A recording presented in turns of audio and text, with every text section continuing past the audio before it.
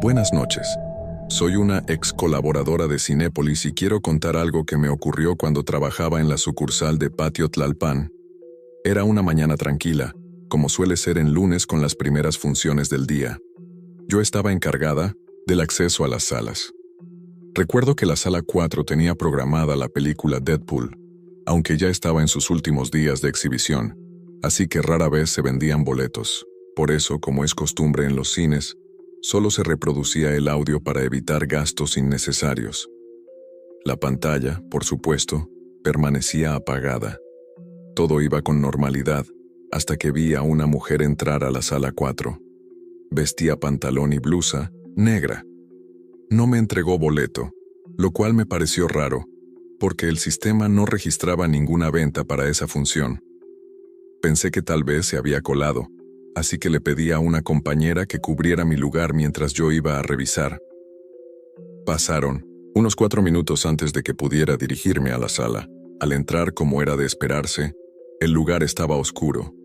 Solo se escuchaba el audio de la película resonando por el espacio vacío. Caminé lentamente hacia el frente, y desde ahí volteé hacia la parte alta de la sala.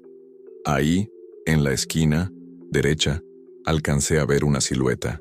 Era la mujer, sentada en una de las butacas.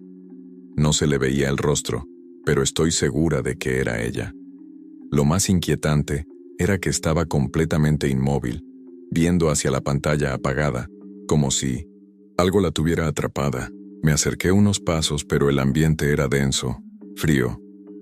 Un escalofrío me recorrió la espalda.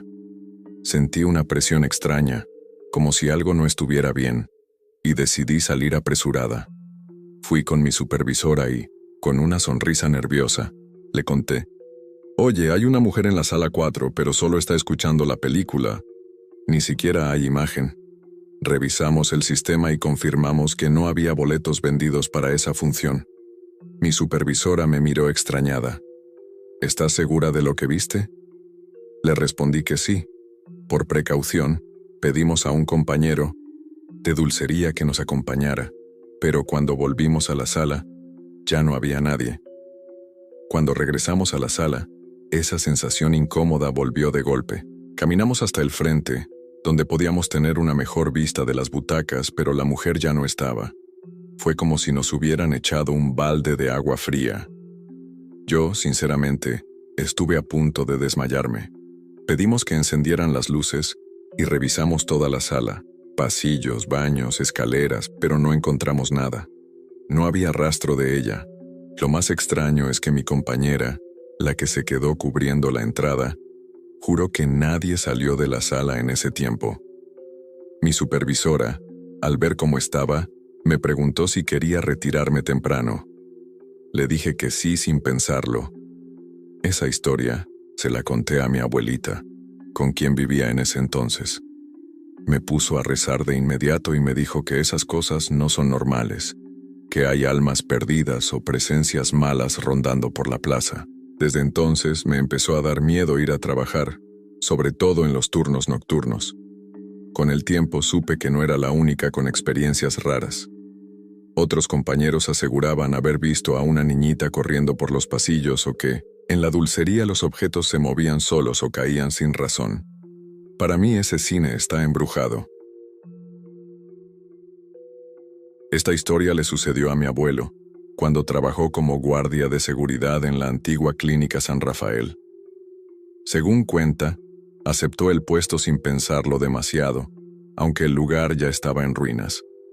Le dijeron que el edificio estaba completamente vacío. La primera noche fue tranquila, pero todo cambió en su segundo turno, alrededor de las 2 de la madrugada. Mientras recorría el ala sur, escuchó un golpe seco que resonó por todo el pasillo. De pronto, el aire se volvió denso, pesado, como cargado de algo que no sabía explicar. Siguió el sonido, que provenía de una puerta entreabierta. Él estaba seguro de haberla dejado cerrada. Se acercó y al abrirla, encontró una habitación vacía, excepto por una camilla vieja en el centro. En cuanto entró, la temperatura bajó drásticamente y su linterna comenzó a parpadear. Fue entonces cuando vio una sombra alargándose en una esquina. No era una sombra común. Se movía como si intentara alcanzarlo. En el aire se escuchaba un susurro casi imperceptible. Una voz distorsionada diciendo algo que no logró entender, pero que le heló la sangre. Dice que fue como si le echaran agua helada por la espalda. Cerró la puerta y comenzó a caminar rápidamente hacia la salida, pero a cada paso, escuchaba otros pasos siguiéndolo, más fuertes, como si alguien fuera justo detrás. Sentía la presencia, pero no se atrevía a mirar atrás. Al llegar al vestíbulo, los pasos se detuvieron. Levantó la mirada hacia las escaleras y lo vio. Una mujer con bata de hospital parada en lo alto. Su rostro era completamente pálido y sus ojos, completamente negros. Ella comenzó a bajar lentamente, y con cada paso que daba, las luces se apagaban una por una, hasta que todo quedó en oscuridad. El silencio era insoportable. De pronto, sintió una mano helada rozar su nuca, y nuevamente la voz susurrando al oído. Corrió con todas sus fuerzas, sin mirar atrás, hasta llegar al exterior del edificio. Nunca volvió a entrar. Esa fue una de muchas experiencias que vivió como velador, pero siempre dijo que esa fue la peor. Me llamo Jorge Cruz, tengo 35 años actualmente. Soy originario del Estado de México, concretamente de Texcoco. Soy padre de 4 hijos, y a los 4 les he contado todo lo que me ha pasado en la vida, especialmente en lo que respecta al camino. Las carreteras hoy en día son peligrosas, y para un camionero es difícil saber si va a regresar o no. Es una situación que da miedo, aunque muchos digan que no. Yo puedo asegurar que sí. Llevo desde los 16 años al volante, y me han pasado varias cosas que hoy me animo a contar. Nunca antes las había hablado por vergüenza, y porque para mucha gente nosotros, los camioneros, somos mal vistos, criticados, incomprendidos. Lo que les voy a contar es algo largo. Y si algunos se burlan o me tiran de loco o adicto, me da igual. Yo lo viví, y eso es lo que les puedo relatar.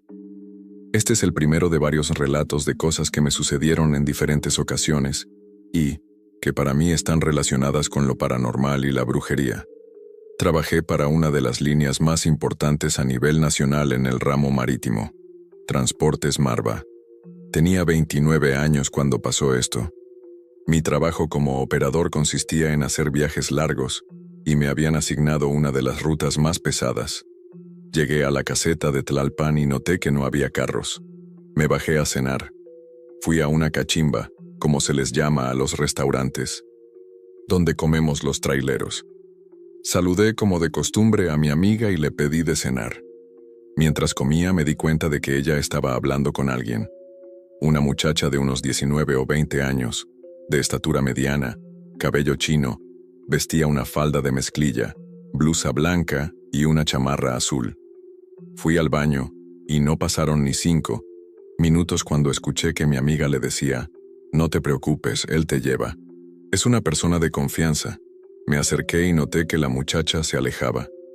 Cuando llegué a la barra, mi amiga me pidió: «No seas malo, ¿puedes llevarla? Va a Cuernavaca». Como la vi platicando con ella antes, supuse que no habría problema. La joven se acercó y vi que en sus manos traía algunas monedas, que no le alcanzaban ni para comprar algo. Le pregunté si ya había comido y me dijo que no. Le ofrecí algo, pero solo pidió unas sabritas. Dijo que no tenía hambre. Pagué la cuenta. Ella salió primero y se subió a mi camión.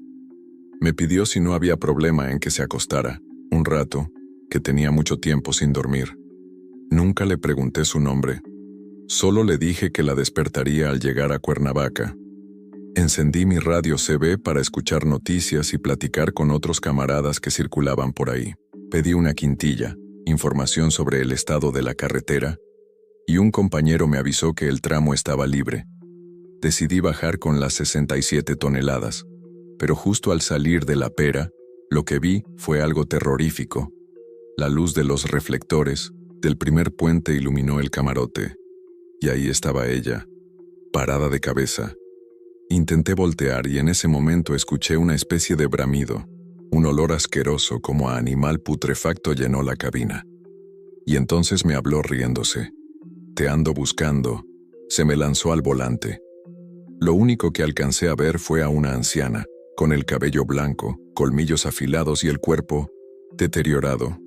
Sus manos intentaron tomarme del cuello, pero alcancé a atravesar mi brazo para detenerla. Me mordió. Grité del puro pavor y me orillé de inmediato, justo a la altura de la comunidad de La Varona. Estacioné el tráiler y salí, gritando por ayuda. Un taxista dio la vuelta y un camarada que estaba del otro lado en la gasolinera saltó la malla de contención. Corrí a la parte trasera del tráiler, abrí la compuerta del camarote y el compañero que cruzó entró al camión. Todos pensaban que se trataba de una emergencia médica. Cuando volteé, el taxista ya estaba a mi lado, con la puerta abierta, listo para ayudar.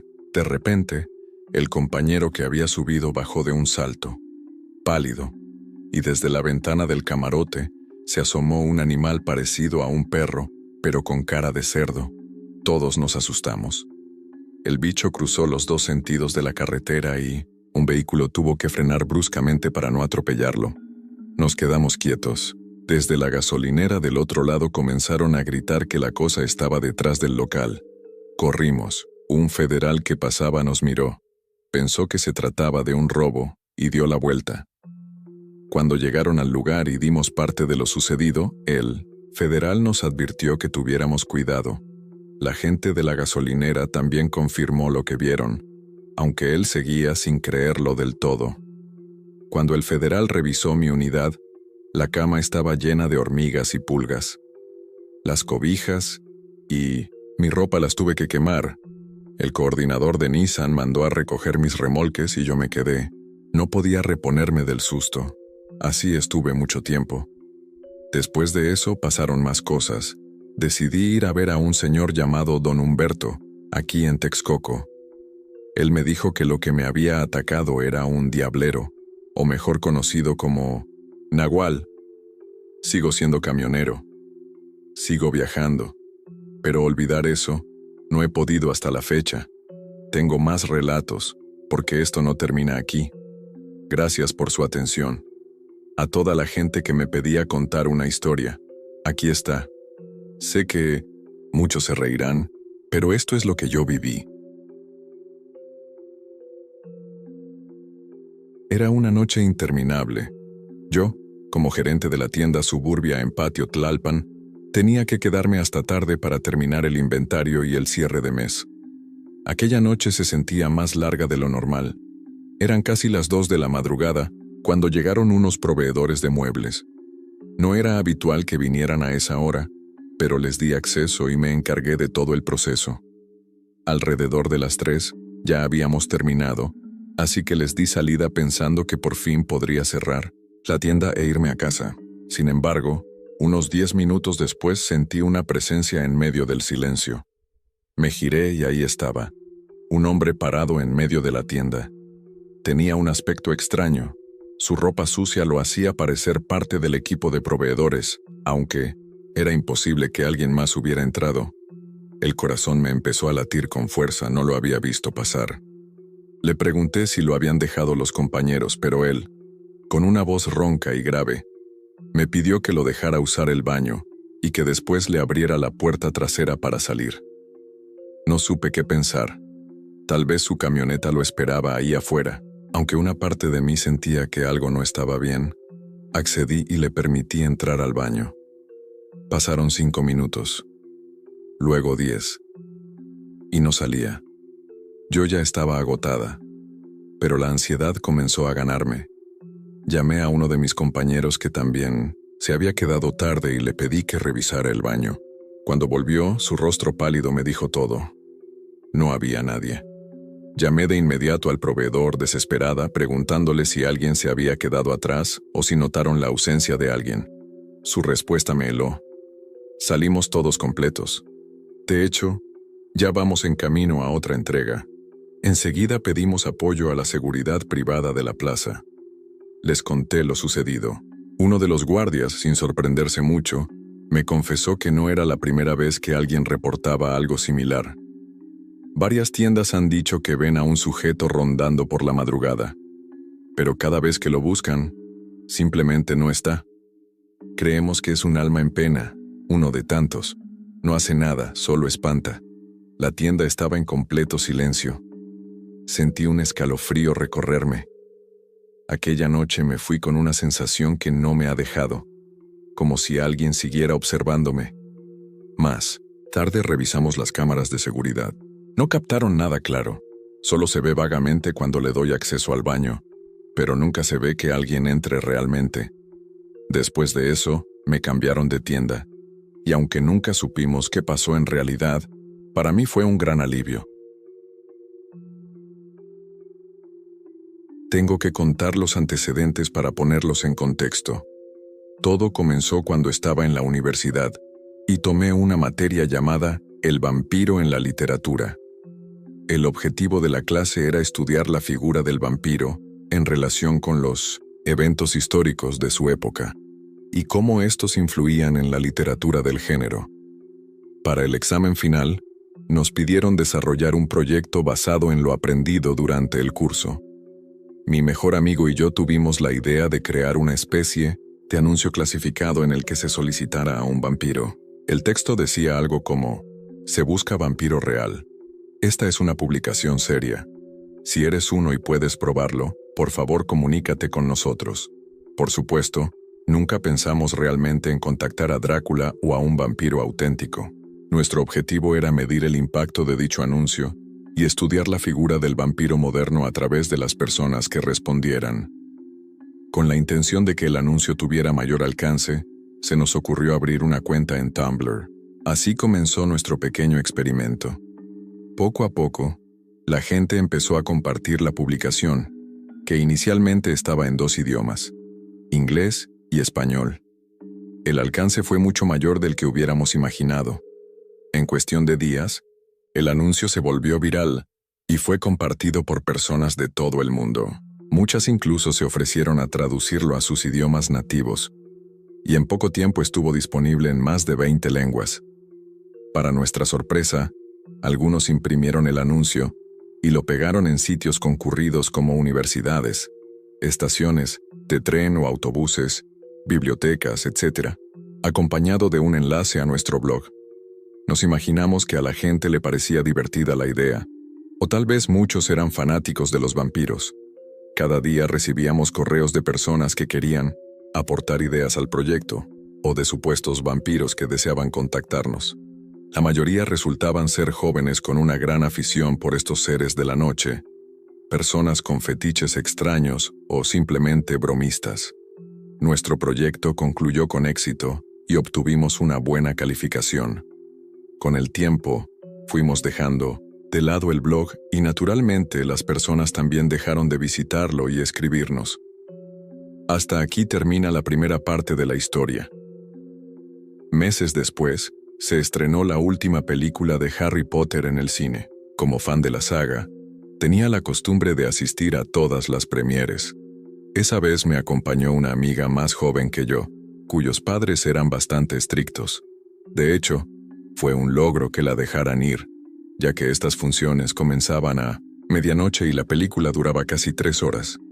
Salimos del cine alrededor de las 4 de la mañana, y los padres de mi amiga ya estaban bastante molestos. Tenía pensado pedirles que me dieran un ride a mi casa, pero al ver la cara que tenían, preferí no hacerlo, y les dije que alguien más pasaría por mí, lo cual no era cierto, pues contaba con ellos para volver. Se me hizo fácil bajar al Lau, estacionamiento del centro comercial donde estaba el cine, y dirigirme al sitio de taxis, pero por la hora, no había absolutamente nadie. Empecé a preocuparme por cómo iba a regresar a casa, ya que el celular se me había descargado y el centro comercial se encontraba en medio de una gran autopista, donde no pasaban autobuses ni taxis libres, y mucho menos a esa hora. Desesperada pensé en salir a la entrada del centro comercial con la esperanza de que algún taxi pasara por ahí. Estuve esperando unos 5 minutos, ya bastante angustiada, cuando de repente apareció un vehículo blanco.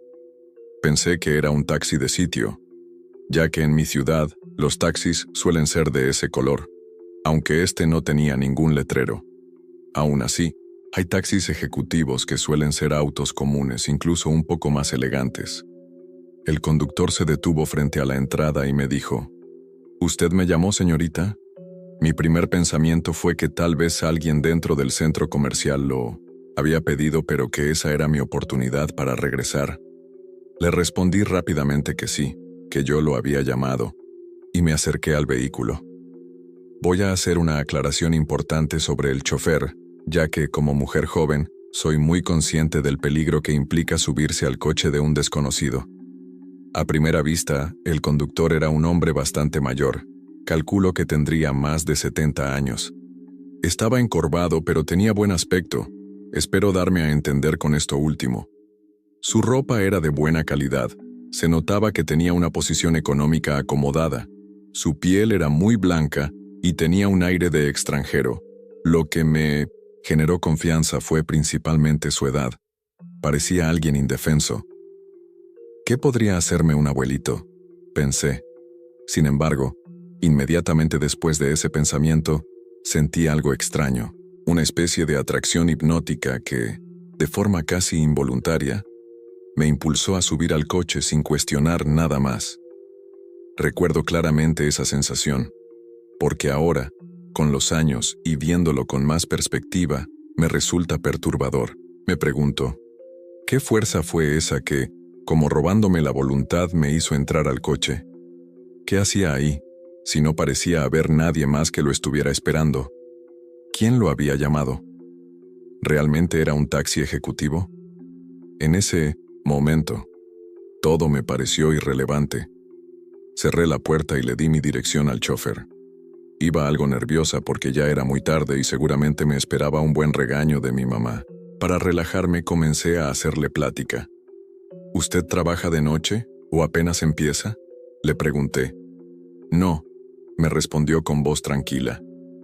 Yo ya voy de salida, antes de que empiece a amanecer. Qué bueno, entonces ya va a descansar, le dije. Sí, tengo que descansar sin falta a esta hora. ¿Y por qué?, pregunté casi sin pensarlo. Y entonces me dio una respuesta completamente inesperada. Porque soy un vampiro. Al principio me reí. Pensé, qué viejito tan simpático. Pero él continuó hablando, con una seriedad absoluta como si no se tratara de una broma. En un rato me voy a mi casa y cierro todo muy bien para que quede completamente oscuro. Ahí descanso todo el día. En ese momento dejé de reír. Ya no me parecía gracioso, sino incómodo. Y lo que terminó por inquietarme aún más fue que, cada vez que parábamos en un semáforo, la luz de las farolas me permitía ver mejor su rostro reflejado en el retrovisor. Me impactó el estado de sus dientes. Quizás esperen que diga que tenía colmillos, pero no. Nada de eso.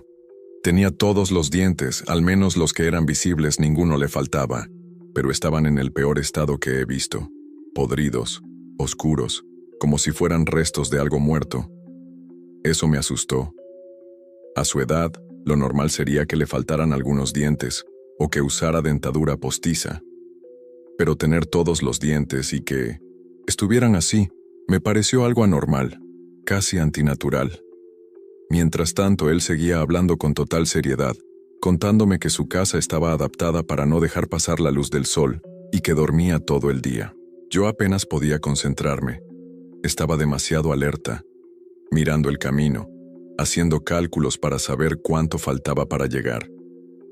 No quise arriesgarme más. Me bajé unas cuadras antes de llegar a mi casa, con los nervios de punta. Intentaba tranquilizarme pensando que el señor tenía un sentido del humor muy retorcido y que probablemente se estaba riendo de mí mientras se alejaba. Ya en casa, mientras le daba vueltas al asunto, recordé de pronto aquel anuncio que habíamos publicado unos meses antes. Se busca vampiro real. Esta es una publicación seria. Si eres uno y puedes probarlo, por favor comunícate con nosotros. Desde entonces, y a pesar de que he tomado muchos taxis, Uber y otros servicios de transporte, nunca he vuelto a ver a ese hombre. Y sinceramente, tampoco estoy segura de querer volverlo a ver. Gracias por tomarse el tiempo de leerme. Sé que fue largo, pero espero que les haya gustado. Me encantaría leer sus opiniones y saber si alguien más ha vivido algo parecido. Me haría sentir que No fui la única en pasar por una experiencia tan extraña. Hola comunidad, quiero compartir con ustedes una experiencia muy extraña que viví en el metro de la Ciudad de México. Durante los años 2011 a 2014, usaba el metro todos los días para ir a la Vocacional 13, ubicada en Taxqueña. Yo vivía en Ciudad Neza, así que, como muchos, tomaba el metro en Pantitlán alrededor de las 5:30 de la mañana. Mi rutina era siempre la misma. Abordaba la línea 1 en Pantitlán, hacía transbordo en Chabacano a la línea 2, y de ahí continuaba hasta Taxqueña. Todo era bastante automático. Una mañana, como cualquier otra, hice el transbordo en Chabacano. Quienes lo han hecho saben que es difícil confundirse de dirección, ya que hay que cruzar todo un puente para llegar al andén con dirección al sur. Sin embargo, esa mañana fue distinta. Se sintió como si hubiera entrado en los famosos backrooms. Me subí al tren que iba llegando, como de costumbre. A veces me quedaba dormido unos minutos y solía despertar en Villa de Cortés, justo a las 6:25 de la mañana. Pero ese día no me dormí. Y sin darme cuenta, ya iba llegando a San Antonio Abad, una estación que está antes de Chabacano, pero en dirección contraria, hacia Cuatro Caminos. Me sentí completamente desorientado. Las bocinas del tren confirmaron mi confusión. Efectivamente estaba en San Antonio Abad y me bajé ahí. El ambiente era extraño. Había un silencio total. No pasaban autos sobre calzada de Tlalpan y la estación estaba iluminada solo a medias, como si todo funcionara en modo apagado. Para colmo, el tren del que bajé no se iba. Permanecía ahí, con las puertas cerradas, como si el tiempo estuviera detenido. Me puse muy nervioso. Lo único que me preocupaba era llegar a la escuela a tiempo, así que esperé el siguiente tren en dirección a Taxqueña. Por suerte llegó un par de minutos después. Me subí y esta vez sí verifiqué que fuera en la dirección correcta. Mientras avanzaba, llegamos a Villa de Cortés, y al revisar la hora me llevé una gran sorpresa. Eran las 6:25 de la mañana. Había retrocedido 10 minutos en el tiempo. En ese momento me sentí muy mal. Todo mi cuerpo estaba tenso. Tenía un nudo en el estómago. Llegando a la Vocacional, lo primero que hice fue ir al baño y vomité. Estaba en shock. Nunca conté esto en su momento. Me tomó años atreverme a hablar de ello. Años después, me enteré de que no soy el único que ha vivido cosas raras en el metro. Desde aquel día no he vuelto a tener una experiencia así, pero confieso que cada vez que viajo en el metro por las mañanas, siento una incomodidad difícil de explicar, como si algo pudiera repetirse. Por suerte, ya casi no lo uso, y si lo hago, prefiero que sea por la tarde o por la noche. Las mañanas en el metro tienen una energía muy particular, como si todos estuviéramos atrapados entre el sueño y la realidad. Nosotros vivimos por la salida a Cuernavaca, en Tlalpan. Colindamos con Xochimilco, y para tomar el camión que va a Huipulco hay que caminar un poco hasta llegar a un puente subterráneo que atraviesa la autopista. Estas experiencias ocurrieron en ese puente subterráneo. Primera experiencia: mi cuñado tiene 17 años. Un día se fue a una fiesta con sus cuates y regresó en la madrugada. Dice que caminó desde la base del camión hasta el puente subterráneo, más o menos a las 4 a.m. Aunque yo creo que no era tan tarde, porque no siempre lo dejan faltar a la casa. Iba tomando una cerveza en lata y fumando un cigarro. Cuando entró al puente, escuchó que alguien le habló y le dijo que si le podía dar las 3. Pensó que lo iban a asaltar, así que salió rápido del puente, que no mide más de 4 metros de largo. De hecho, cabe un coche perfectamente. Pero alguien le volvió a pedir las 3. Entonces él respondió que sí, que le daba una fumada de su cigarro, pero que fuera hasta el otro lado del puente, donde él lo esperaría. Mi cuñado dice que esperó cerca de 15 minutos, pero nunca salió nadie a fumar con él. Cuando se dio cuenta de eso, salió corriendo hacia la calle donde vivimos. Al llegar a un lugar seguro, cerca de la casa, se dio cuenta de que su lata de cerveza venía a la mitad. Pero él no estaba mojado, ni había rastro de que la lata se Hubiera derramado. Segunda experiencia. Esta ocurrió un poco más temprano, como a la 1 de la madrugada. Mi cuñado había ido a ver a su novia, que vive por la zona de 100 metros. Se le hizo tarde y cuando salió del metrobús decidió tomar un taxi, de esos bochitos, ojo con ese dato, para regresar a casa. Cuando abordó el taxi no notó nada raro, solo que el chofer le pidió que por favor le pagara con cambio, porque él no podía caminar. Mi cuñado dice que todo el camino estuvo platicando con el chofer, al que describe como una persona de complexión media y un poco calvo de atrás. No recuerda su rostro, pero sí recuerda que tenía una voz ronca. Cuando llegaron al puente subterráneo, el taxista le dijo que hasta ahí lo podía dejar, porque tenía problemas y no podía subir. Mi cuñado no le dio mucha importancia y le preguntó cuánto era la cuenta. Sacó el dinero y se lo ofreció, pero el señor ya no estaba. Pensó que el taxista se había bajado a hacer sus necesidades, aprovechando lo oscuro del puente. No se dio cuenta cuándo se bajó el señor. Simplemente ya no estaba. Mi cuñado también salió a orinar y esperó cerca de 20 minutos al taxista, pero nunca regresó. Entonces dejó el dinero en el asiento y se fue. Subió a la calle que da a la casa, y ahí paró todo, hasta una semana después, que hubo mucho revuelo, porque un taxi bochito estaba estorbando el paso afuera del puente. Él dice que vio el taxi ahí, pero no le dio importancia hasta que supo que el taxi había aparecido ese mismo sábado para domingo, justo la noche en que él llegó tarde a casa. En los últimos meses de encierro, lo que más he llegado a extrañar han sido las caminatas, las salidas para explorar y las excursiones de senderismo. Hace medio año, decidí aventurarme a la Ajusco. Fui solo, bueno, con mis perros, pero digo, solo porque lo habitual era ir acompañado de un grupo de amigos con quienes compartía la tradición de salir, al menos una vez al mes, al campo, a algún bosque, o incluso a una reserva natural. No siempre elegíamos lugares turísticos. Muchas veces salíamos de madrugada y regresábamos a la ciudad antes del anochecer. Nunca me hubiera atrevido a pasar la noche ahí sin compañía, y mucho menos en un sitio como el Ajusco. Ahora que lo pienso, ni siquiera tengo claro por qué lo elegí. Tal vez porque hacía mucho que no lo visitaba. Seguí la ruta de siempre y dejé el auto en el sitio habitual. Aquella vez, sin embargo, noté que había muy pocos coches, así que no me crucé con muchas personas en los puntos turísticos ni en los senderos.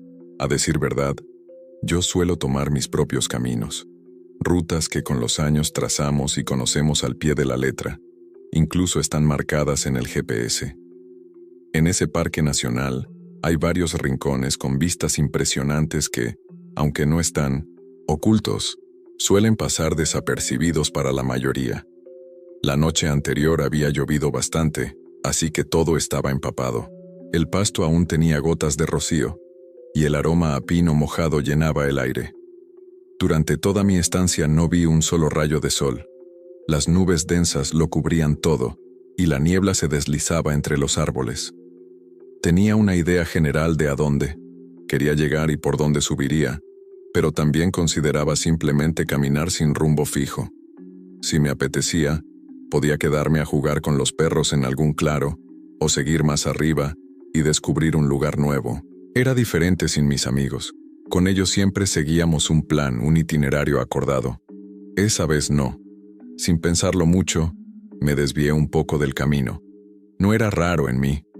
Como explorador, tengo formas de registrar mis desvíos, marcas o señales que me permitan volver sobre mis pasos. Después de un rato bordeando una pendiente, encontré algo completamente inesperado. Una casa escondida entre los árboles, sin sendero visible que llevara hasta ella. Las copas de los árboles rozaban su techo y la cubrían como si quisieran ocultarla. Desde fuera, daba la impresión de estar abandonada. Una pequeña escalinata de piedra conducía a un pórtico largo, con piso de madera cubierto por una capa oscura de musgo. La curiosidad pudo más. Ordené a los perros quedarse sentados a unos metros y subí lentamente. No sentí la necesidad de tocar o anunciarme. Algo dentro de mí decía que aquel lugar estaba vacío, deshabitado, o más bien, olvidado. Pero me equivoqué, y lo supe tan pronto como puse un pie dentro. Lo primero que me llamó la atención fue lo intacto que parecía todo. A pesar de su apariencia de abandono, los muebles y objetos seguían en su sitio. Una mesa aún tenía un mantel encima, con platos y frutas que ya parecían momificadas, y manchas oscuras que se extendían sobre la tela. Había un juego de sillones vencidos por el tiempo y la humedad, sillas cubiertas de polvo, cajas, un librero, una vieja televisión, una carreola, juguetes en la sala y una pila de periódicos en un rincón. Todo daba la impresión de haber sido dejado atrás de golpe, como si los habitantes hubieran huido sin tiempo de llevarse nada, o peor aún, como si hubieran muerto ahí. Aunque esa idea, te soy sincero, no me cruzó por la mente en ese instante. La casa era bastante oscura, no solo porque el cielo estaba cubierto y la luz del día no alcanzaba a filtrarse, sino porque los árboles la rodeaban por completo y las pocas ventanas que tenía eran pequeñas y mal distribuidas. El aire adentro era denso, como si algo, o alguien, aún permaneciera allí. Al subir las escaleras, me encontré con un piso todavía más sombrío que el anterior. Instintivamente, busqué en las paredes algún interruptor de luz. Fue entonces cuando noté algo extraño. Además de que era evidente que no había electricidad, era después de todo una casa abandonada. Parecía que nunca la había tenido. No existían enchufes ni contactos, ni siquiera los orificios por donde podrían haber salido cables. Los techos estaban completamente lisos, sin lámparas ni instalaciones eléctricas a la vista. Exploré el pasillo. No había baño, aunque si lo pensaba bien, no era tan raro. Una vivienda perdida en medio del bosque podía no estar conectada ni al drenaje, ni a ninguna red eléctrica o de agua. Pero justo después de pensar eso, algo me sacudió. El sonido de un teléfono sonando en la planta baja. Al principio creí que era mi celular. Mi tono de llamada es precisamente el de un teléfono antiguo. Pero al sacar el móvil del bolsillo, me di cuenta de inmediato de que no era él. El sonido cesó tras 3 o 4 timbrazos, dejándome desconcertado y algo nervioso. Fue la primera vez que me pasó por la cabeza que aquella casa quizá no estaba tan deshabitada como creía. Empecé a prepararme mentalmente para salir. Sentía una mezcla extraña. Por un lado, el deseo de irme, y por otro, una fascinación por todo lo que estaba descubriendo. Me encantan los lugares olvidados, polvorientos, llenos de historias enterradas. Entré con cautela a una de las recámaras. Su puerta era distinta a las demás, blanca, de un material más ligero. Dentro, encontré una habitación pintada de rosa, con una pequeña cama y un baúl abierto del que asomaban varias muñecas. Sus rostros estaban cubiertos de polvo, y tenían un tono grisáceo inquietante. Había algo perturbador, pero también trágicamente bello. No eran las muñecas de porcelana lo que me inquietaba, sino la sensación de que la niña que dormía ahí se había desvanecido de pronto, dejando todo. Atrás, en la ventana, tapiada con hojas de periódico, había un mensaje escrito a mano. Por favor, no me despierte. Al leerlo, se me secó la garganta y sentí como el aire se escapaba de mis pulmones. Igual que en una escena de terror donde sabes que el silencio está a punto de romperse con un alarido. Y entonces lo vi. Por un segundo, juraría que había alguien acostado en la cama. Retrocedí sobresaltado, pero al mirar mejor, me di cuenta de que solo era una colcha hecha bola sobre el colchón polvoriento. Sin embargo, al inspeccionarlo más de cerca, noté algo que me heló la sangre. Cada esquina del colchón tenía correas, como las que se usan para inmovilizar a alguien, sujetas con firmeza para atar brazos y piernas. Y no era lo único inquietante.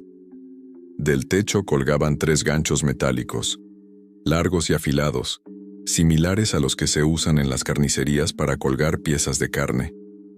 Fue como si, de un momento a otro, toda la habitación hubiera cambiado de tono. comencé a notar más detalles perturbadores. Manchas oscuras en mí, no siento nada. El suelo, en las paredes, en las cortinas y alfombras.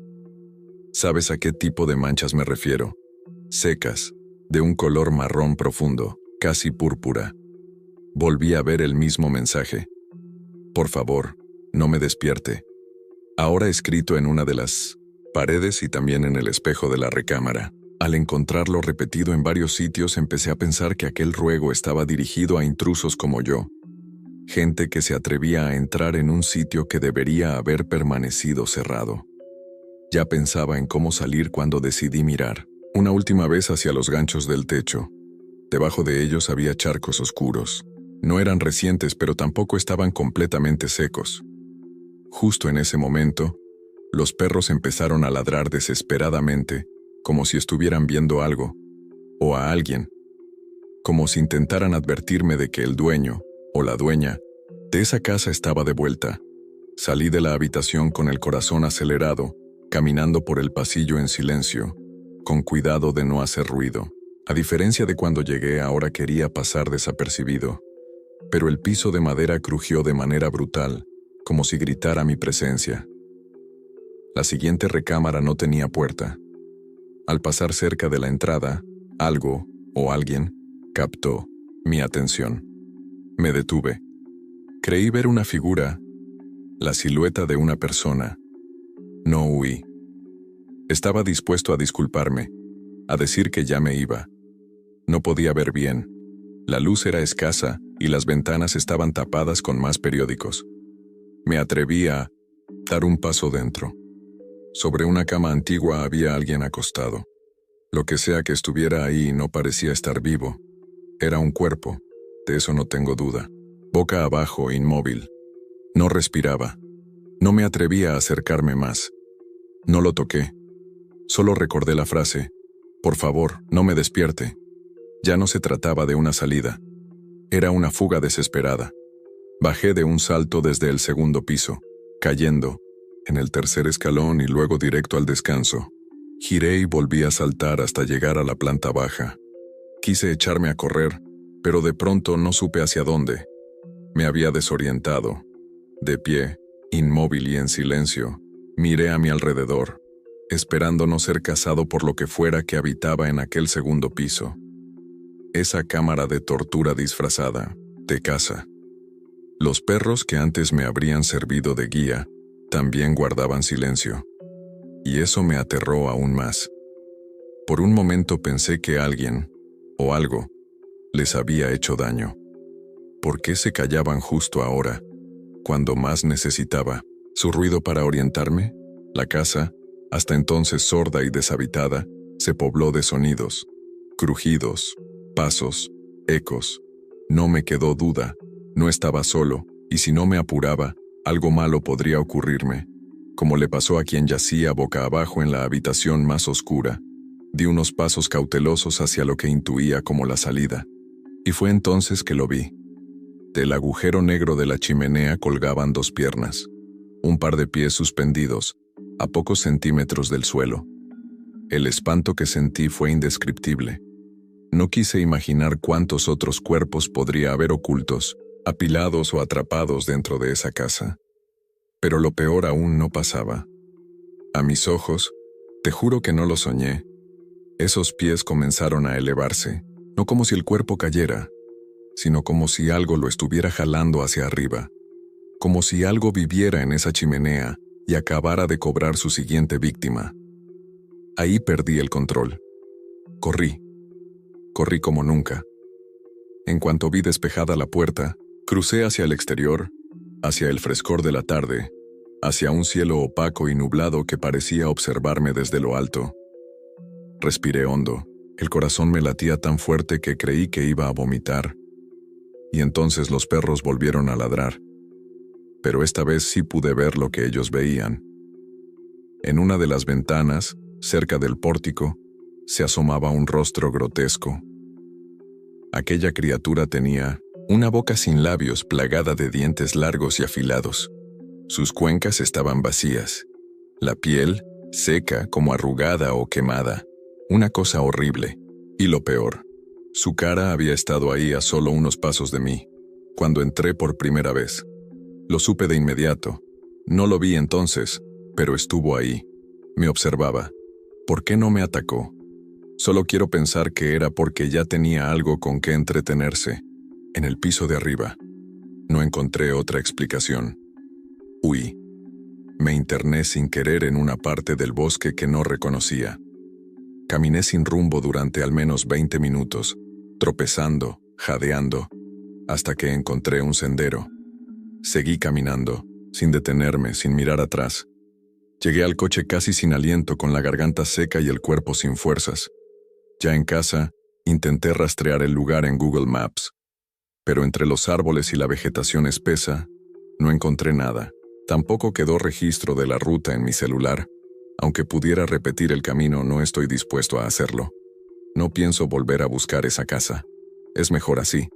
Es mejor si nadie más sabe dónde está. Y ahora ya sabes por qué no conviene andar donde no lo llaman a uno. ¿Qué significaba esa advertencia escrita en las paredes y en los cristales? Por favor, no me despierte. Quizá no se refería a una persona viva. Tal vez era un ruego desde el más allá. Un espíritu que no quería ser molestado. O peor aún, una trampa escrita por la misma criatura que habita esa casa. Un aviso para que cualquiera que entrara supiera que, al hacerlo, estaba invadiendo un lugar que ya no pertenece a los vivos. O quizá era una advertencia dirigida al cuerpo que yace en esa cama. Una advertencia para nosotros: no lo despiertes, porque si lo haces no podrás volver a dormir en paz.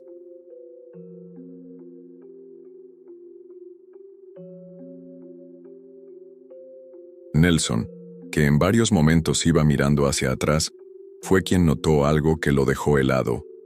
Dos figuras humanas emergieron de entre los árboles, como salidas de la nada. Comenzaron a caminar detrás de nosotros, a unos cuantos metros de distancia.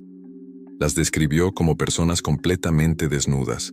Era imposible, pensábamos, porque esa noche el frío era intenso y la lluvia había empapado todo. Cualquier persona sin abrigo podría caer en hipotermia. Según su relato, aquellas figuras caminaron un rato siguiéndonos y luego, como si notaran que eran observadas, se agacharon entre los arbustos, ocultándose de su vista. Instantes después, Nelson vio a dos animales de 4 patas correr hacia los árboles, pero en dirección contraria. «Son nahuales», murmuró visiblemente aterrado. Seguimos caminando, empujados más por el miedo que por otra cosa. Fue entonces cuando Armando, con la voz tensa, dijo: «Ese búho nos ha estado siguiendo desde hace 2 descansos». Levantamos la vista y en la rama de un árbol distinguimos claramente la silueta de un ave. Era un búho grande, que parecía observarnos con una fijeza inquietante. Sin pensarlo mucho, bajé a Nelson para que descansara y tomé una piedra. La lancé con fuerza hacia el animal. Estoy seguro de que lo golpeé porque emitió un sonido. Pero no fue el chillido de un ave herida. Fue un quejido seco, espeso, casi humano. A pesar del impacto, el búho no se movió ni un centímetro. Permaneció ahí mirándonos. Aquello no era normal. Volvimos a levantar a Nelson y seguimos avanzando. El frío, el cansancio, la falta de agua y comida comenzaban a hacer mella en todos. En mi caso sentí un mareo intenso, pero no dije nada. No quería retrasarlos. Rolando insistía en que estábamos cerca de una zona de acampada improvisada, donde podríamos refugiarnos. No sabíamos si hablaba en serio o era uno más de sus desvaríos. Después de casi 1 hora, llegamos a lo que parecía una construcción rudimentaria, hecha con piedras y ramas. Estaba en mal estado, casi en ruinas, pero nos ofrecía algo de cobertura. Nos refugiamos allí para pensar en el siguiente paso. Bebimos un poco de agua de lluvia y tratamos de calmarnos. Fue entonces cuando Nelson, al alzar una rama del suelo, se dio cuenta de que no era una rama, era un hueso. No podíamos determinar si era humano o animal, y no era el único. Por el suelo había más restos, además de cruces hechas con palos, algunas atadas con hilos viejos y otros objetos esparcidos, como si alguien hubiera hecho un ritual. Rolando, al ver eso, recordó algo. Nos contó que en su anterior subida con un grupo de exploradores, uno de los guías les habló sobre esa zona. Según él, en esa parte de la montaña se habían hallado restos de personas desaparecidas, pero no necesariamente exploradores. Eran personas que habían desaparecido en la ciudad, y de alguna manera, sus restos terminaban allí. La teoría del guía era inquietante. Ese rincón de la montaña se usaba para rituales de sacrificio. Por eso, recomendaba evitarlo a toda costa. Nelson se quebró. Gritaba que íbamos a morir, que los nahuales nos habían guiado hasta ahí para sacrificarnos. Sus llantos eran tan intensos que comenzaron a atraer la atención de los animales. Incluso, volvimos a oír el mismo aullido de antes. Estábamos al borde del pánico total. No sabíamos qué era más peligroso, quedarnos ahí o seguir avanzando sin rumbo. Finalmente, decidimos movernos. Permanecer en ese lugar, con huesos y señales rituales, podía ser peor. Caminamos de nuevo, pero para entonces eran ya cerca de las 11 de la noche. Y lo peor, empezamos a sospechar que íbamos en dirección contraria. Nos alejábamos más y más de la ruta original. Fue en ese momento de desesperación, cuando el miedo ya se mezclaba con la fatiga y el delirio, que ocurrió lo más extraño de la noche. Una vaca apareció frente a nosotros, caminando tranquilamente como si nada. Una vaca. El rancho más cercano debía estar a varios kilómetros, y no era común que un animal así subiera tan alto en la montaña. Al principio pensamos que estaba perdida, pero su comportamiento era peculiar. Caminaba despacio, como marcando el paso. Cuando nos acercamos un poco, se detuvo. Dio un paso al costado y giró la cabeza para mirarnos, con una expresión casi humana en sus ojos oscuros. Nosotros solo venimos a caminar y nos perdimos, le dijo Rolando, como si realmente esperara que la vaca entendiera y le respondiera. No somos gente mala. Queremos tanto la naturaleza como tú. Perdónanos la vida, y te juro que no volveremos jamás, le dijo Rolando a la vaca, con la voz entrecortada por el miedo y el cansancio. Unos segundos después, el animal comenzó a moverse lentamente entre la hierba y el lodo, como si quisiera que lo siguiéramos. No tengo palabras exactas para explicar lo que sentí en ese momento, pero fue como si algo superior nos estuviera dando una última oportunidad. La seguimos, y entonces la vimos. El camino. La vereda original por donde habíamos subido. Esa vaca, o lo que fuera, nos había guiado hasta ahí. Justo al llegar, se detuvo y empezó a comer hierba tranquilamente, como si su labor hubiera terminado. Rolando, conmovido, le agradeció de nuevo y se despidió en voz baja. Todavía nos quedaba bastante trayecto por recorrer, pero ya estábamos de regreso. Fue ahí, justo cuando comenzamos a alejarnos, que algo nos volvió a paralizar. Una voz, ronca, ajena, no humana, dijo detrás de nosotros: «Sálvanos». Fue un sonido seco, profundo, dicho como un lamento. Ocurrió justo mientras Armando grababa un nuevo audio donde contaba que habíamos encontrado el camino gracias a una vaca. Esa voz quedó grabada, y no era una ilusión. Al reproducirlo, se escuchaba claramente. Con los nervios de punta y agotados al límite, seguimos caminando. Ya no pensábamos en coyotes ni en víboras. En ese punto lo único que queríamos era salir de ahí con vida. Fue hasta alrededor de las 2 de la madrugada cuando, finalmente, encontramos una zona de campamento. Había luces. Gente. Nos estaban buscando. El encargado del lugar, al vernos llegar, se apresuró a llamar a una ambulancia que por suerte no tardó demasiado. Mientras esperábamos, nos contó que al ver la camioneta estacionada desde hacía horas y sin noticias nuestras, temieron lo peor. 2 personas subieron a caballo para tratar de encontrarnos, pero la lluvia intensa les impidió seguir avanzando. Avisaron a las autoridades, pero como suele pasar, les dijeron que una desaparición no se puede reportar sino hasta pasadas 72 horas. Al ver que nadie más haría nada, comenzaron a prender linternas, Encendieron una fogata e incluso usaron un equipo de sonido para llamarnos. Pero nosotros jamás escuchamos nada.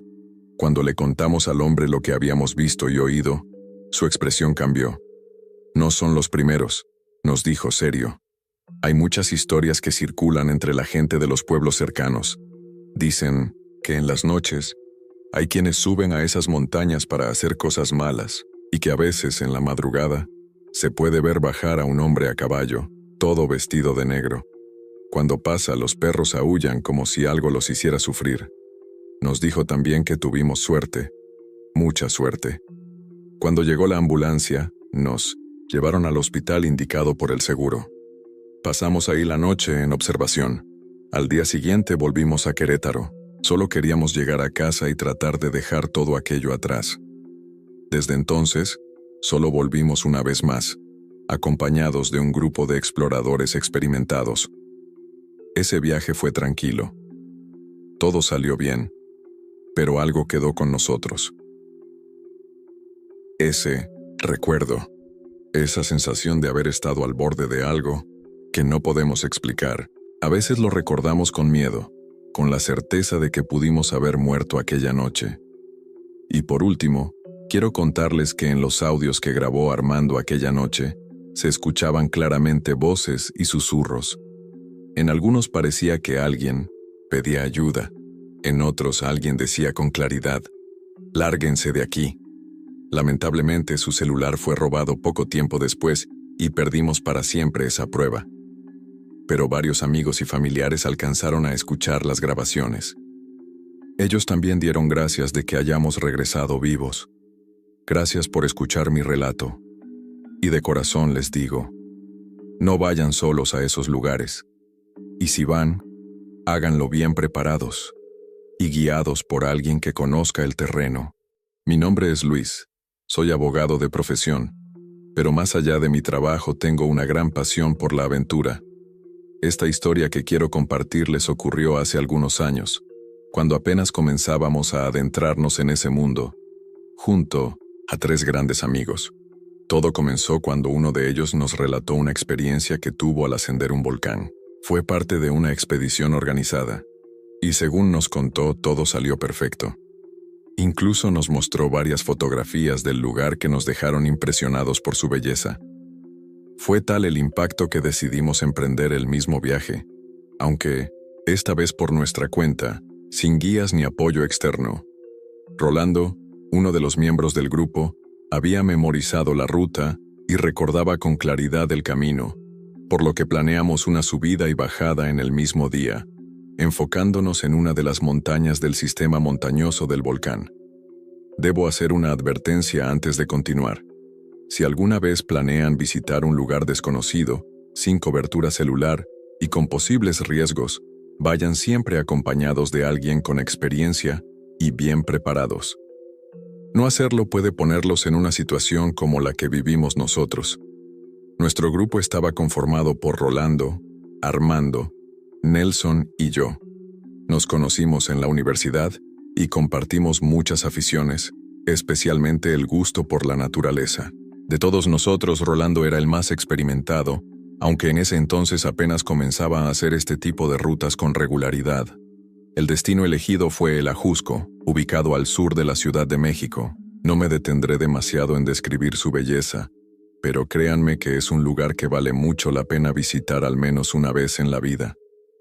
Llegamos a la ciudad una noche antes, provenientes de Querétaro, y decidimos salir lo más temprano posible al día siguiente. Rentamos una casa para pasar la noche y al amanecer nos dirigimos hacia el punto de partida. Estacionamos la camioneta en una zona de camping y comenzamos el ascenso. Estábamos tan confiados de que sería una caminata sencilla que dejamos parte del equipo importante en el vehículo. Ese fue nuestro primer gran error. La subida fue relativamente tranquila, aunque tardamos más de lo previsto debido a las paradas que hacíamos para evitar los efectos del mal de altura. Como es común en estas zonas, el paisaje comienza con un espeso bosque. Pero conforme se asciende, la vegetación se vuelve más escasa. Eso nos permitía tomar fotografías increíbles y disfrutar del entorno. Cuando por fin llegamos a nuestro destino, ya habíamos perdido al menos 2 horas, lo que nos obligaba a iniciar el regreso sin demoras si queríamos evitar que la noche nos alcanzara en la montaña. Todos habíamos investigado previamente sobre la zona, principalmente sobre su flora, fauna y posibles riesgos. Sabíamos que podríamos encontrarnos con algunos animales y que la vegetación no ofrecía mucha ayuda en caso de una emergencia. Nunca imaginamos que la necesitaríamos. En uno de los tramos cercanos a una ladera, mientras admirábamos el paisaje, Nelson dio un mal paso y cayó. Rodó cuesta abajo más de 30 metros hasta detenerse contra una roca. El impacto le causó una fractura en la pierna y una luxación en el hombro. No podía apoyarse ni moverse por sí mismo. Sacarlo de allí nos tomó más tiempo del esperado, y la luz del sol comenzaba a desvanecerse. No llevábamos cuerdas ni el equipo adecuado, y nuestro botiquín era insuficiente. Fue en ese momento cuando entendimos la gravedad de nuestra imprudencia. Armando propuso bajar hasta la camioneta para regresar con ayuda, pero no conocía bien el camino y existía el riesgo de que se extraviara. Rolando y yo, al ser los más fuertes, decidimos quedarnos para tratar de mover a Nelson. Él aún tenía el mapa y recordaba la ruta. La mayor complicación era que no teníamos linternas, y el cielo cubierto auguraba una noche sin luna que nos dificultaría la visibilidad. Cuando por fin logramos sacar a Nelson de la zona donde cayó, el sol estaba prácticamente oculto. Lo más extraño fue que durante todo ese tiempo no nos cruzamos con nadie. Rolando aseguraba que esa era una ruta común entre exploradores, pero ese día no vimos un alma. Iniciamos el descenso como pudimos, cargando entre los dos a Nelson, que además era el más corpulento del grupo, lo cual nos hacía avanzar muy lentamente. Poco a poco, la noche comenzó a caer y nosotros apenas íbamos a mitad del camino de regreso. Una llovizna ligera nos había empapado, y ahora nos encontrábamos rodeados por una oscuridad total. Fue en ese ambiente tenso y silencioso cuando escuchamos algo que nos heló la sangre: un aullido. No sonaba a lobo, aunque sabíamos que en 1900 esa región sí había coyotes. No teníamos con qué defendernos si nos atacaban, así que decidimos apurar el paso. A nuestro alrededor, los sonidos del bosque eran constantes: el crujido de ramas, el correr de conejos, el canto lejano de grillos y otros ruidos que no logramos identificar por la falta de visibilidad. Entonces, algo nos hizo detenernos en 1900 seco. Cerca de unas rocas y unos arbustos, una silueta de 4 patas, de gran tamaño, cruzó frente a nosotros y se ocultó entre las piedras. No tenía una cola larga, así que descartamos que fuera un felino grande. Parecía que nos estaba acechando. Nos quedamos inmóviles, tratando de encontrar algún tronco o piedra con que defendernos en caso de ser necesario. Pasaron varios minutos sin que el animal volviera a aparecer. Armando, tratando de mantener la calma, se acercó a las rocas para inspeccionar. «No hay nada. Hay que seguir», dijo, con una expresión de alivio que todos agradecimos. Avanzamos unos metros más cuando de repente escuchamos un sonido extraño justo detrás de nosotros. Una especie de melodía o murmullo que parecía venir de la nada. Rolando fue el primero en voltear, pero enseguida nos ordenó: «No miren atrás, sigan caminando». Yo quise voltear por instinto, pero él me detuvo. Aceleramos el paso hasta llegar a una zona donde, por suerte, parecía que alguien había estado poco antes. Había restos de comida, unos conejos merodeaban, y encontramos una botella con algo de agua. No estaba llena, pero fue suficiente para hidratarnos un poco. En ese momento vimos a alguien más entre los árboles. No distinguimos bien su rostro, pero parecía una persona. Rolando lo notó y dijo con voz entrecortada: No era alguien que viniera a ayudar. Por cómo se movía, no parecía una persona normal. Estaba agitado, le costaba respirar. Pensamos que era por el mal de altura. De pronto, comenzó a decir frases sin sentido, como si hablara con alguien más que nosotros no podíamos ver. Cuando se recuperó un poco, asumimos que todo había sido efecto del cansancio y la altura. Pero las cosas no mejoraron. Rolando, en su confusión, perdió la ruta correcta y nos desvió hacia un terreno muy difícil de transitar. La neblina ya lo cubría todo y el suelo era irregular, peligroso. Le pedimos que sacara el mapa, pero al buscarlo en su pantalón y mochila, se dio cuenta de que lo había perdido. Ahí fue cuando nos cayó el peso de la realidad. Estábamos oficialmente perdidos. A partir de ese momento, nuestro peor enemigo fue la mente. El miedo nos invadía con cada crujido, cada sombra, cada paso incierto. Cualquier animal nos hacía entrar en pánico, y lo peor llegó cuando empezamos a escuchar cosas que no podíamos explicar. Susurros. No eran ruidos del viento, eran voces claras, cercanas, a veces risas, otras veces lamentos. Intentamos usar el celular, pero no había señal. Tampoco queríamos gritar por miedo a llamar la atención de algún depredador.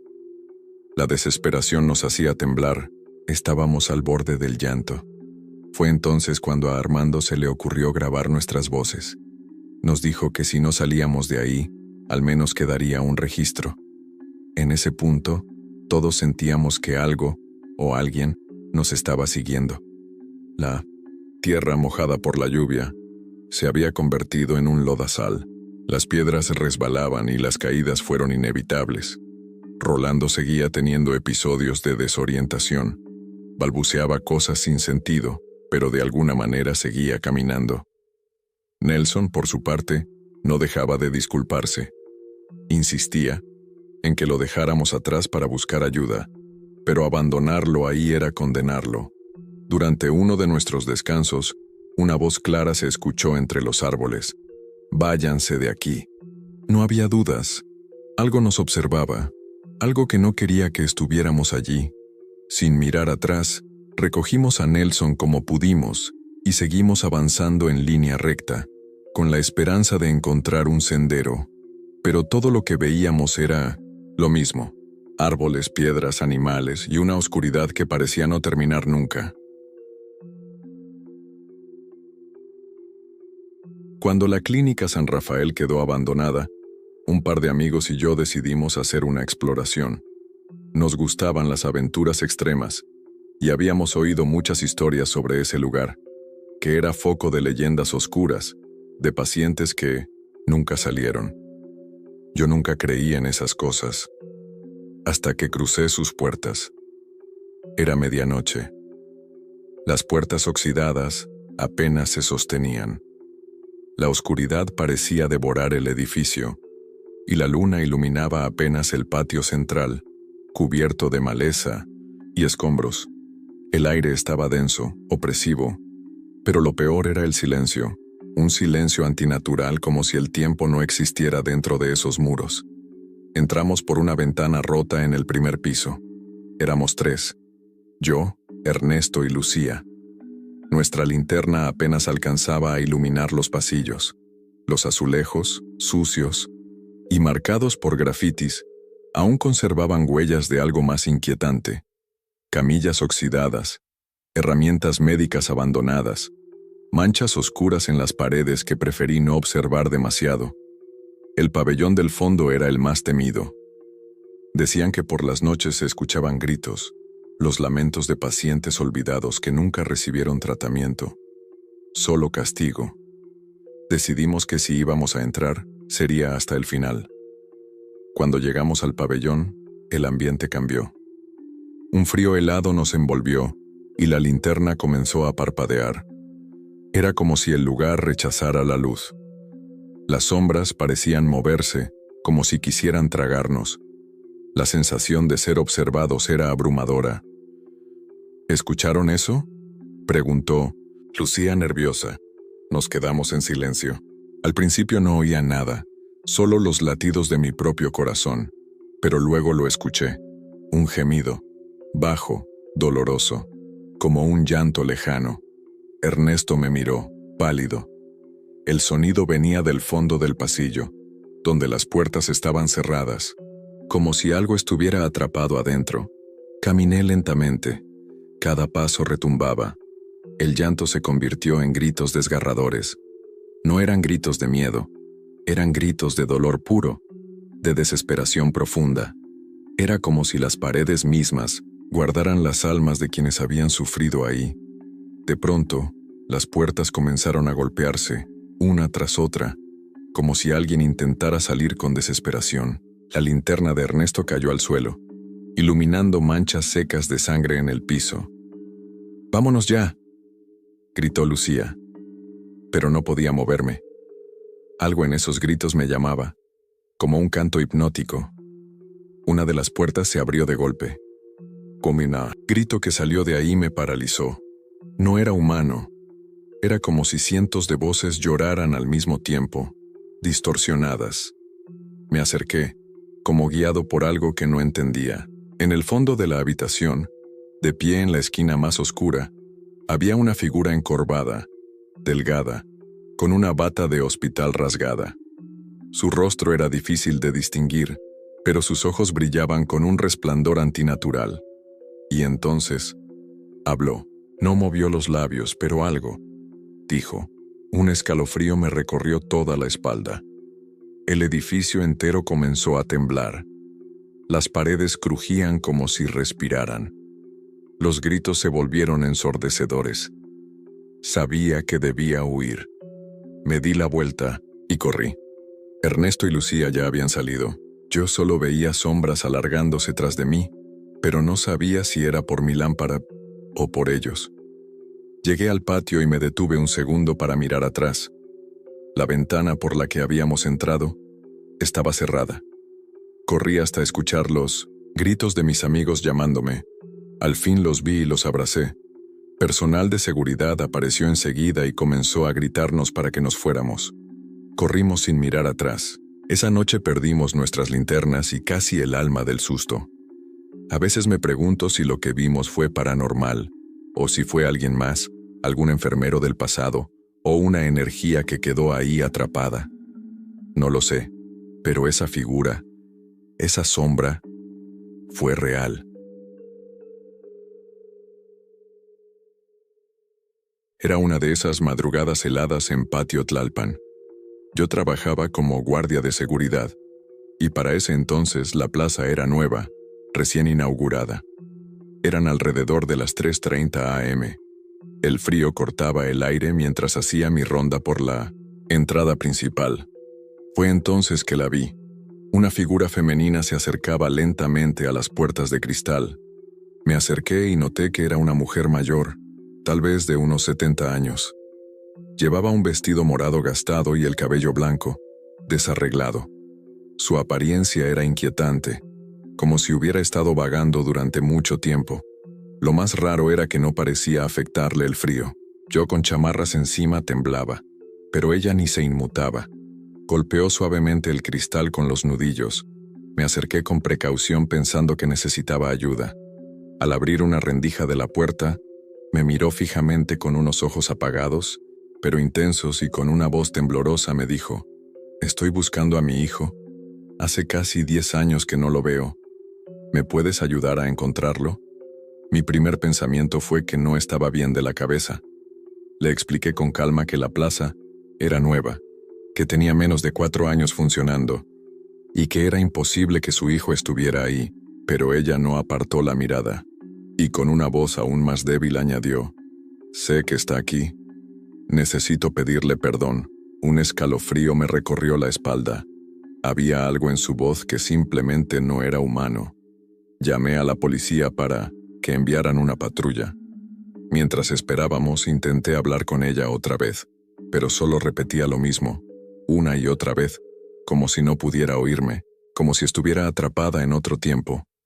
Pasaron unos 10 minutos, y cuando la patrulla llegó, salí a recibir a los oficiales. Pero al volver la mirada hacia la entrada, la mujer ya no estaba. Había desaparecido sin dejar rastro. Revisamos los alrededores, las cámaras de seguridad, incluso los accesos a otras áreas. Nada. Nadie la vio salir. Nadie había visto que entrara. En la cámara, apenas se alcanza a ver una sombra difusa detrás del cristal. La imagen se distorsiona justo en el momento en que parece moverse hacia un muro y desaparecer. No hay registro de ella saliendo por ningún lado. Simplemente se desvaneció en el aire helado de la madrugada. Desde esa noche, cada vez que hacía mi ronda por la entrada de esa plaza, sentía una presencia. Algo, o alguien, parecía seguir esperando, tal vez buscando algo que jamás encontrará. Tiempo. Después un supervisor nos contó que en ese terreno, antes de ser una plaza, hubo un hospital psiquiátrico. Ahí fue cuando todo tuvo más sentido. Tal vez esa señora fue una madre que venía cada día a buscar a su hijo internado. ¿Sigue buscándolo aún después de la muerte? ¿O ambos siguen atrapados, sin poder descansar? No lo sé, pero esa presencia sigue ahí.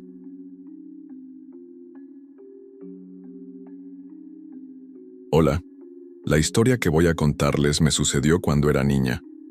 En ese tiempo mis abuelos vivían en la casa de su antigua patrona. Era una construcción de madera, de estilo inglés, ubicada en Tlalpan, Ciudad de México. Tenía un jardín enorme lleno de azucenas y una fuente adornada con 2 garzas verdes, que ya estaban deterioradas por falta de mantenimiento. Tanto la puerta como los barandales eran de hierro forjado, y colgaba de ellos una gran madreselva, lo que perfumaba todo el jardín con un aroma intenso y dulce. Mi abuelo había trabajado desde muy joven con esa familia. Cuando murieron los padres, la casa quedó habitada solo por una señorita mayor, de unos 40 años, de rostro pálido como de porcelana y siempre con expresión triste. Tocaba el piano por las tardes y tenía un neceser antiguo donde guardaba papeles, cartas y fotografías, organizadas con listones de colores. Pude ver todo eso después de que falleció. En su tumba pusieron el nombre Lucrecia Serna, tallado en una lápida de cantera con flores. Nadie la visitó jamás, y nadie reclamó la propiedad. Así que mis abuelos, que vivían en los cuartos traseros, decidieron mudarse a la casa principal. Esa casa, además del jardín y la fuente, tenía una escalera central y 2 torrecitas. En una estaba el recibidor, y en la otra, la cocina. También había 2 cuartos, un baño, y un pasillo que llevaba a otra escalera hacia el segundo nivel, donde se encontraban 4 habitaciones y un baño completo, con una de esas tinas metálicas con patas en forma de garra de león. El paso del tiempo y la falta de mantenimiento se notaban. La casa crujía de día y de noche. Las paredes eran de un verde turquesa y los pisos y escaleras de madera. Todo me parecía impresionante. Por esos días, mis padres se separaron y yo me fui a vivir con mi madre a casa de mis abuelos. Al principio todo fue hermoso. Tenía un jardín amplio para jugar mientras mi abuelo lo cuidaba. Mi mamá trabajaba limpiando en otra casa y yo me quedaba con mi abuelita. Me pusieron un columpio en un árbol y no me aburría. Aunque la casa crujía, no sentía miedo, pero había algo que no habíamos notado, o quizá mi abuelo no quiso decirme.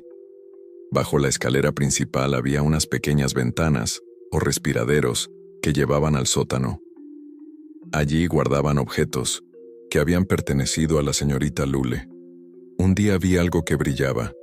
Me acerqué y encontré un cepillo de carey lleno de cabellos largos y blancos. Por curiosidad, lo tomé y lo llevé a mi cuarto. Ahí fue cuando todo comenzó. Empezamos a ver de reojo una sombra delgada, no muy alta, que cruzaba del cuarto al baño. Era invierno, y a pesar del frío, cuando la sombra aparecía, el ambiente se impregnaba de un olor a madreselva fermentada, como cuando llueve y las flores se pudren. Mi madre, Micaela, cada vez tenía ojeras más pronunciadas, pero no decía nada. Una noche, me escondí detrás de la pared de la cocina y la escuché hablar con mi abuela. Le contaba que se le había aparecido una mujer en el baño, con rostro muy triste, un olor desagradable y vestida con ropas violeta, deslavadas.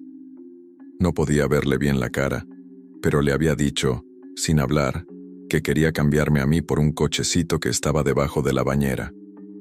La primera noche, mi madre quedó muda del susto. Las siguientes noches la aparición volvió, pero mi mamá se armó de valor y le respondía que no, que nada en el mundo valía más que yo. Entonces, la mujer se enojó. Ya no solo se aparecía en el baño, sino también en la ventana de nuestro cuarto. Una mañana desperté en el suelo con marcas moradas en la espalda y el estómago. Luego, empecé a ver que alguien me llamaba para que me asomara por la ventana. Al principio no sentí miedo, hasta que un día se materializó. Su olor era repugnante, y su mano me invitaba a acercarme. Cuando quise correr, gritó. Su expresión triste se deformó. No tenía ojos, y en lugar de boca, solo había un abismo.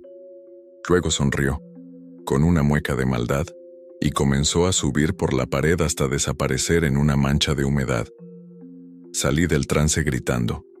Mi abuela llegó corriendo y le gritó a la aparición, preguntándole qué quería, si era doña Lule, y suplicándole que nos dejara en paz por el cariño que se tenían. Pero nada funcionó. Entonces, a mi abuelo y a mi madre se les ocurrió buscar entre las cajas del sótano.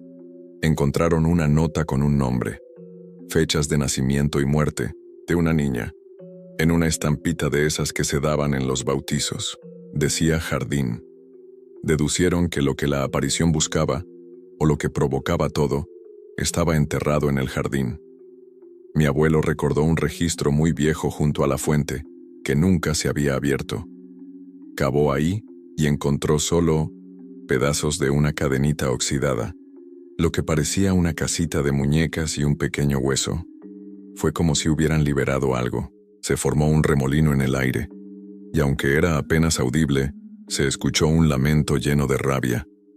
No teníamos mucha familia ni amigos cercanos. Aún así, mi mamá le contó todo a mi papá, y él llevó a una señora que sabía leer los lugares. Ella dijo que esa entidad no quería dejarme en paz, que tenía envidia de mi mamá y que, por la hija que no pudo criar, me quería llevar con ella. Solo con un ritual podrían alejarla, pero todo en la casa se sentía ya muy turbio. No, hubo más remedio que irnos. Nos regresamos unos años al pueblo. Mis abuelos eran personas sencillas y cuando mi abuelo regresó un día a ver la casa, descubrió que unos vecinos se habían apoderado de los papeles y habían vendido la propiedad. La derrumbaron para construir un estacionamiento.